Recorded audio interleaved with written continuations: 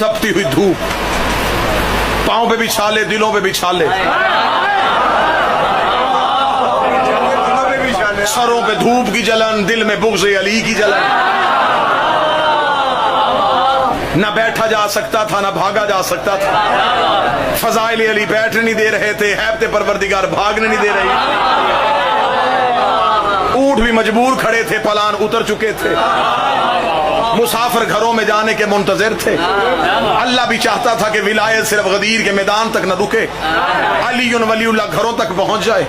घरों तक अलीउन वलीउल्लाह पहुंचाने के लिए अगर रसूल लम्हों में अली की विलायत का ऐलान करता, बंदे वहां से अली सुनते शहरों में जाते, शहरों में जाके अली की विलायत भुला देते।